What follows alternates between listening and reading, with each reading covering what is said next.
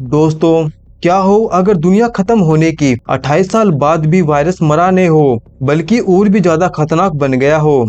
आज की इस वीडियो में हम बात करने वाले हैं 2026 की बड़ी horror movie 28 year later the boon temple की। इस फिल्म में न सिर्फ पुराना रेज वायरस लौट आया है बल्कि अब ज़ोंबी पहले से ज्यादा स्मार्ट और फास्ट हो गए हैं। लेकिन सबसे बड़ा सवाल ये है कि क्या सच में इस वायरस का कोई इलाज मिल गया है, और वो बून टेम्पल का क्या राज है जिसे देखकर सबकी रूह कांप जाती है। वीडियो को एंड तक जरूर देखिए क्योंकि फिल्म की आखिरी 10 मिनट में एक ऐसा कैमियो है जो आपका होश उड़ा देगा। चलिए शुरू करते हैं इस तबाही की कहानी को। कहानी शुरू होती है ब्रिटेन के एक छोटे से आइलैंड से, जहां स्पाइक नाम का एक लड़का अपनी बीमार माँ इसला के साथ में रहा करता है। पूरी आइलैंड को लगा करता था कि 28 साल बाद अब रेज वायरस खत्म हो गया है। लेकिन सच ये है कि मेनलैंड ब्रिटेन अभी भी एक डेड जोन है जहां कोई भी नहीं जाता, क्योंकि उस आइलैंड पर बून टेम्पल यानी कि हड्डियों का मंदिर और अल्फा ज़ोंबी का वास हो चुका है। स्पाइक की मां को एक ऐसी बीमारी है जिसका इलाज सिर्फ मेनलैंड के एक पुराने डॉक्टर केल्सन के पास में है। क्या स्पाइक अपनी मोम की जान बचा पाने में कामयाब हो पाएगा? यहाँ के लोग मछली पकड़कर अपना गुजारा किया करते हैं और कभी कभी तो लोग जंगल में शिकार करने के लिए निकल पड़ते थे। लेकिन उस बात को 28 साल बीत चुके हैं, कोई भी जंगल में आज तक नहीं गया। इस आइलैंड के अंदर हम जिमी नाम के एक आदमी को देख पाते हैं जो इस आइलैंड पर अपनी फैमिली के साथ में रहा करता था, जिसमें हम उसकी वाइफ इसला और उसके बेटे स्पाइक को देख पाते हैं। यहाँ पर इसला काफी बीमार रहा करती थी। खैर, यहाँ जिमी अपने बेटे स्पाइक को शिकार पर ले जाना चाहता था, यानी कि मेनलैंड पर। लेकिन यह बात इसला सुन लेती है और जिमी को डांट मारने लग जाती है कि स्पाइक अभी बच्चा है, उसे शिकार पर मत ले जाना।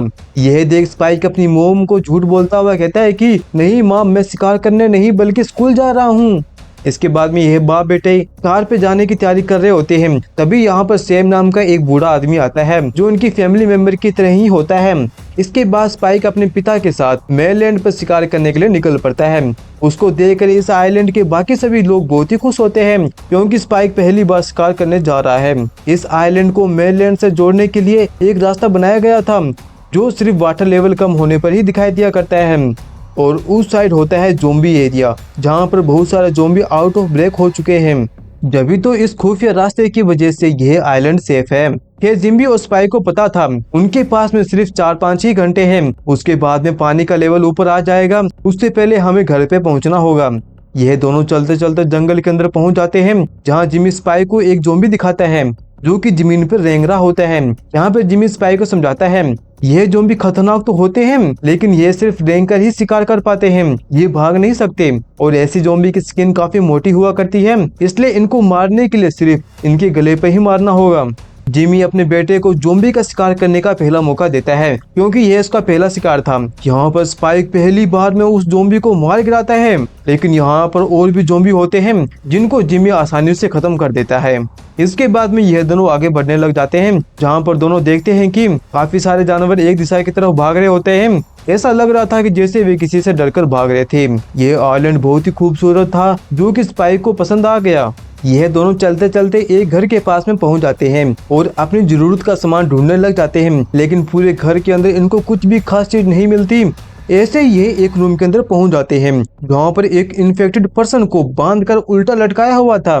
यहाँ पर जिमी स्पाइक को कार करने का मौका देता है, लेकिन इस बार स्पाइक थोड़ा घबराया हुआ था, लेकिन स्पाइक हिम्मत करके उस पर्सन को खत्म कर देता है। उनको घर के अंदर कुछ भी नहीं मिला था, इसलिए यह वापस जंगल की तरफ आगे बढ़ने लग जाते हैं जहाँ पर इनको बहुत सारी लाशें मिलती है जिनको बहुत ही बुरी तरह से मारा गया था। यह देखकर जिमी सब कुछ समझ आता है। उसे पता चलता है कि 28 साल में ज़ोंबी बदल चुका है। अब वो पहले की तरह सिर्फ पागल नहीं बल्कि उनमें कुछ अल्फा बन गए हैं जो सोच सकते हैं और पूरी प्लानिंग के साथ शिकार कर सकते हैं। इसलिए अब यह दोनों अपने घर जाने का फैसला करते हैं क्योंकि यह जगह सेफ नहीं है। अब वहीं पर ये चलते चलते एक खुले मैदान के अंदर पहुंच जाते हैं। तभी इनकी नजर ज़ोंबी पे पड़ती है। ज़ोंबी को देखकर ये दोनों उल्टे पैर भागने लग जाते हैं, लेकिन तब तक अल्फा ज़ोंबी इनको देख लिया था और इनके पीछे पड़ चुके थे। यहाँ पर एक नहीं बल्कि बहुत सारे अल्फा ज़ोंबी थे। जहाँ पर जिमी इनको मारता हुआ आगे बढ़ रहा था, तभी इनको एक घर दिखाई देता है। फिर यह दोनों घर के अंदर चले जाते हैं, लेकिन ज़ोंबी भी घर के अंदर आ गए थे। यह दोनों किसी तरह करके उन ज़ोंबियों को मार गिराने में कामयाब हो जाते हैं और एक सेफ जगह पे छिप जाते हैं। और अब आज रात इनको यहीं पे रुकना था। अगर ये यहाँ से बाहर जाते हैं तो अल्फा ज़ॉम्बी इनको मार सकते हैं। वहीं दूसरी तरफ आइलैंड के बाकी सभी लोग इन दोनों का आने का इंतजार कर रहे होते हैं, लेकिन यह दोनों आज रात उसी आइलैंड पे रुके हुए थे क्योंकि बाहर अल्फा ज़ॉम्बी थे। जहां स्पाइक रात को जंगल के बीचों बीच एक जगह आग जलता हुआ देखता है। इस पर स्पाइक अपने पिता से पूछता है आखिर ये क्या है। तो जिमी कहता है कि उसे नहीं पता वे आग कौन जला रहा है, क्योंकि वो कभी उस जगह पे गया ही नहीं। आधी रात को यह दोनों जिस बिल्डिंग में रुके हुए थे वे हिलने लग जाती है और गिरने लग जाती है। ये देखकर दोनों फौरन ही बाहर निकल के आते हैं, क्योंकि बाहर एक जानवरों का झुंड एक दिशा की तरफ भाग रहा था। इसलिए बिल्डिंग हिलने लग जाती है और वे पूरी तरह टूट के नीचे गिर जाती है। अब इनके पास में सिर्फ घर जाने के अलावा कोई भी रास्ता नहीं बचता। दोनों भागकर समुद्र के पास में पहुंच जाते हैं, जहां अभी भी रास्ता इनको दिखाई दे रहा था, क्योंकि पानी अभी घुटने तक आया था। वो दोनों काफी खुश होकर अपने आइलैंड की तरफ आगे बढ़ रहे होते हैं। तभी एकदम से उनकी नजर पीछे जाती है, क्योंकि एक ज़ॉम्बी इनका पीछा कर रहा था। उसकी स्पीड भी इनसे काफी ज्यादा तेज थी। इनके पास में कोई भी हथियार वगैरह नहीं होता जिससे कि ये उनका मुकाबला कर सके। ये गिरते पड़ते जैसे तैसे करके आइलैंड पे पहुंच जाते हैं और हेल्प मांगते हैं। आवाज को सुनकर गार्ड ज़ॉम्बी पे अटैक करके उसे खत्म कर देते हैं। इससे इन दोनों की जान बाल बाल बचती है। यहाँ पर स्पाइक पहली बार घर से बाहर जंगल में शिकार करने के लिए गया था और उसने अल्फा ज़ॉम्बी का शिकार भी किया। इस खुशी में पूरे गांव वाले सेलिब्रेट करते हैं और पार्टी करते हैं। इसी दौरान स्पाइक देखता है कि उसके फादर उसके साथ होने की वजह एक लड़की के साथ में है और वे एक दूसरे के क्लोज आने लग जाते हैं, क्योंकि लड़की स्पाइक की स्कूल टीचर थी। स्पाइक दोनों को एक साथ देखकर बहुत ही दुखी होता है कि वे उसकी मॉम को चीट कर रहा है। इसलिए वो अपनी मम्मी से मिलने के लिए निकल पड़ता है। तभी उसे सेम मिल जाता है, जो पूछता है कि तुम यहाँ पर क्या कर रहे हो, वो पार्टी तुम्हारे लिए रखी गई है। स्पाइक कहता है कि वो अपनी माँ से मिलने के लिए जा रहा है और साथ ही यहाँ पर स्पाइक सैम को जंगल वाली बात बता देता है। जंगल में एक जगह आग जल रही थी, आखिर वहाँ पे कौन हो सकता है। जिस पर सैम कहता है कि जरूर वहाँ पर डॉक्टर केल्सन होगा, क्योंकि वह 30 सालों से जंगल के अंदर रह रहा है। उससे पहले वो हमारे साथ में रहा करता था।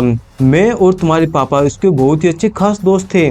खैर सुबह जिमी अपने घर पे आता है, जहाँ स्पाइक रात वाली घटना से अपने पिता से काफी गुस्सा था। आप दूसरी लड़कियों के साथ में टाइम बिताते हैं, मेरी मोम के साथ में टाइम नहीं बिताते, और आपने जंगल वाली बात मुझे झूठ के ही आप डॉक्टर केल्सन को जानते हो। क्यों ना हो सकता है कि वो डॉक्टर मेरी मोम का इलाज कर सकता है। इस पर जिमी कहता है कि वो कोई डॉक्टर वगैरह नहीं, वो पागल इंसान है। मैंने उसको एक बार देखा था जहाँ पर वो लाशों को जला रहा था और हड्डियों को इकट्ठा कर रहा था। उसको देखकर मैं काफी डर गया और उससे मिला नहीं, बल्कि वहाँ से भाग गया। लेकिन यहाँ पर स्पाइक अपनी मोम को किसी भी हालत में सही करना चाहता था और अब उसके पास में सिर्फ एक उम्मीद थी, वो है डॉक्टर केल्सन। इसलिए स्पाइक सुबह जानबूझकर एक जगह पे आग लगा देता है। ये देखकर पूरे गांव वाले उस आग को बुझाने में बिजी हो जाते हैं और जो गेट की सिक्योरिटी रख रहे थे वो भी बिजी हो जाते हैं। मौका पाकर स्पाइक अपनी मोम के साथ मिलकर मेन आइलैंड की तरफ निकल पड़ता है, जहाँ पर स्पाइक अपनी मोम को कहता है कि उस आइलैंड पर डॉक्टर केल्सन रहा करता है जो आपका इलाज कर सकता है। मैं आपको वहाँ पर लेके जाऊंगा, क्योंकि मैंने देखा है वो जगह। इसी तरह स्पाइक और उसकी माँ एक लंबी जर्नी पर निकल पड़ते हैं, जहाँ रात को यह दोनों एक टूटे फूटे चर्च के अंदर रुकने का फैसला करते हैं। जहाँ स्पाइक कहता है कि आप आराम करो, मैं रात भर पहरा देता रहूंगा। लेकिन स्पाइक तो बच्चा था, वह रात को पहरा देता देता सो जाता है। वहीं दूसरी तरफ उस एरिया के अंदर काफी इन्फेक्टेड ज़ॉम्बी भी थे, जो कि इंसानों की गंध सूंघकर रेंगते रेंगते चर्च के अंदर आ गए थे। तभी स्पाइक की मोम की आंख खुल जाती है और वे ज़ॉम्बी को जान से मार डालती है। खैर सुबह स्पाइक की मोम को ये याद तक नहीं रहता कि आखिर उस ज़ॉम्बी को किसने मारा। मतलब कि दोस्तों स्पाइक की मोम को भूलने की बीमारी है, तो लगता है कि ज़ॉम्बी को उसके बेटे ने मारा है। वहीं दूसरी तरफ मेनलैंड के अंदर हम कुछ सोल्जर को देख पाते हैं जो इन्फेक्टेड इंसानों को मार रहे होते हैं, जहां उन्होंने कई सारे ज़ॉम्बी को मार गिराया था। लेकिन इसी फाइट के दौरान कई सारे सोल्जर भी इन्फेक्टेड हो चुके थे, यानी कि ज़ॉम्बी बन चुके थे। उनमें से सिर्फ एरिक नाम का एक सोल्जर ही बच पाता है, क्योंकि वे वहां से भाग निकला था। सीन शिफ्ट होता है और हम स्पाइक और उसकी मोम को देख पाते हैं, जो सरसों को खेत से होते हुए जा रहे होते हैं। इसी बीच स्पाइक की मोम इसला स्पाइक को अपने हस्बैंड बुला रही थी। उसकी दिमागी हालत इतनी खराब थी कि वो अपने बेटे और हस्बैंड को भी नहीं पहचान पा रही थी। तभी पीछे से ज़ॉम्बी आकर इनके ऊपर हमला करने वाला था।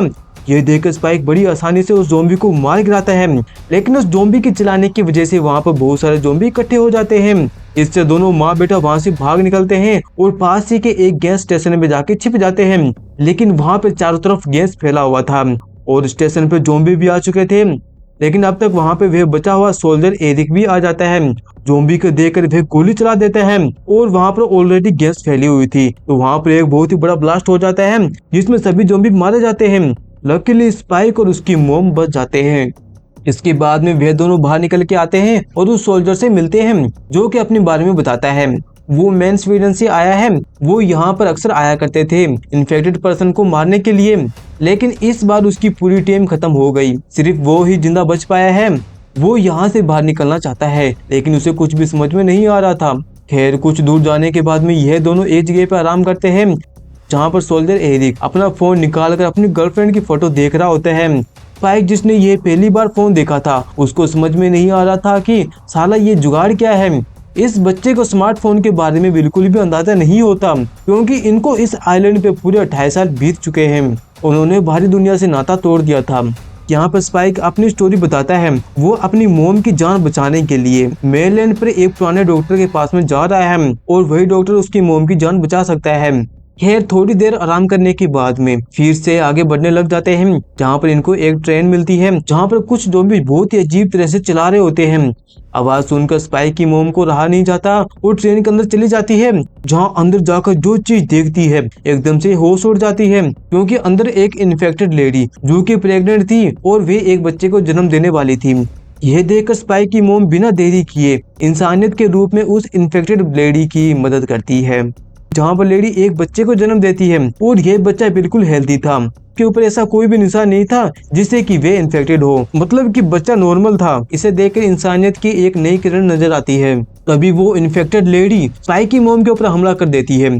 तभी सोल्जर उसके ऊपर गोली चलाकर उसे जान से मार डालता है और स्पाइक की मोम को बचा लेता है और सोल्जर उस बच्चे को यहाँ पर छोड़कर जाने को बोलता है, लेकिन स्पाइक की मोम बेबी को अकेला छोड़कर नहीं जाने वाली थी और वे मना कर देती है कि वे उस बच्चे को नहीं छोड़ेगी। लेकिन तभी वहाँ पर अल्फा ज़ॉम्बी का लीडर सैमसन आ जाता है जो कि सोल्जर को पकड़ उसकी गर्दन तोड़ देता है।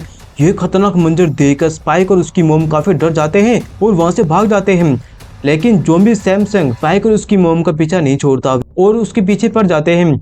जहाँ स्पाइक अपने आप को बचाने के लिए उस ज़ॉम्बी के ऊपर तीरों से हमला करता है, लेकिन उसे कुछ भी असर नहीं होता। एक टाइम ऐसा आता है जब अल्फा ज़ॉम्बी का लीडर उन दोनों को मारने वाला होता है, लेकिन तभी वहाँ पर एक आदमी आ जाता है जो अल्फा ज़ॉम्बी के लीडर को एक बेहोशी की डोट लगाकर उसे बेहोश कर देता है। इससे इन दोनों की जान बच जाती है।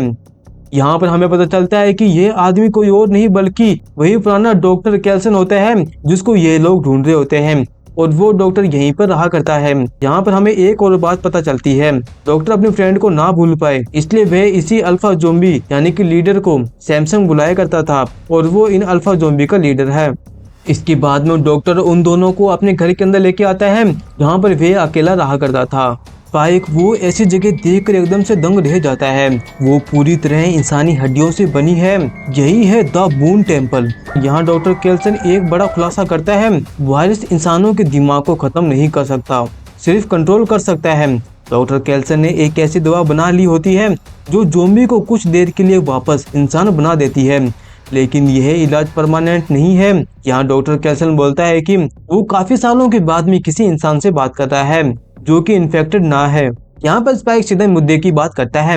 वो डॉक्टर कैल्सन से कहता है कि उसकी मोम का इलाज कराने के लिए वह यहाँ पे आया है, लेकिन डॉक्टर कैल्सन यह कह के मना कर देते हैं कि उसके पास में कोई भी इक्विपमेंट नहीं है कि वे चेक कर पाए कि उसकी मोम की कौन सी बीमारी है। स्पाइक कहता है कि हमें रास्ते में एक ऐसा बच्चा मिला जो कि ज़ॉम्बी माँ से पैदा हुआ है पर उसे वायरस नहीं है, ये इंसानियत की एक आखिरी उम्मीद हो सकती है, इसलिए मेरी माँ ने उस बेबी को अपने साथ लेके यहाँ पे आ गई।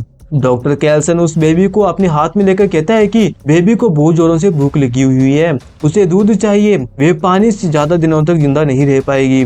मतलब कि डॉक्टर कैल्सन कहता है कि तुमको बेबी को अपने आइलैंड पे लेकर जाना होगा, वे वहीं पे जिंदा बच पाएगी यहाँ पे, वरना ये मारा जाएगा। इसके बाद में डॉक्टर कैल्सन स्पाइक पर तरस खाकर उसकी मोम को चेक करता है और कहता है कि तुम्हारी मोम को एक बहुत ही गंभीर बीमारी है, वो ज्यादा दिनों तक जी नहीं पाएगी क्योंकि उसे लास्ट स्टेज कैंसर है। यहाँ पर हमें पता चलता है कि स्पाइक की मोम को इसके बारे में पहले से ही पता था, उसे कैंसर है, लेकिन उसने किसी को भी नहीं बताया क्योंकि वह चाहती थी कि उसके जाने के बाद में यह राज खुले, कि सबको पता चले कि उसे कैंसर था, और तो और उसे अपने हस्बैंड से भी कोई शिकायत नहीं थी। तब जाकर स्पाइक को समझ में आता है कि उसके फादर को यह बात पहले से ही पता था कि उसकी मोम को कैंसर है, वह ज्यादा दिनों तक नहीं जी पाएगी। तभी तो वह दूसरी लड़कियों के साथ में रहा करता है। स्पाइक यह बात जानकर बहुत ही दुखी होता है क्योंकि उसकी मोम कुछ दिनों की मेहमान है। यह देख स्पाइक की मोम स्पाइक को अपने गले लगाती है और कहती है कि चिंता मत करो, मैं तुम्हारे साथ हमेशा रहूंगी।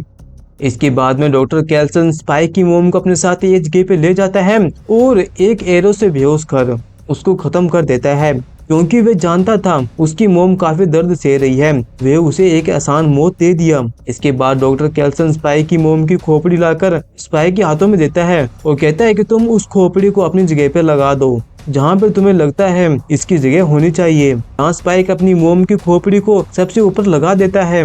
दोस्तों, डॉक्टर कैल्सन हड्डियों को इकट्ठा करने और बून टेपर बनाने के पीछे बहुत ही गहरा और डरावना कारण था। पहला था वायरस पर रिसर्च करना, अल्फा ज़ॉम्बी का विकास, इलाज की तलाश और सबसे मेन कारण था हड्डियों का वह मंदिर यानी बून टेम्पल।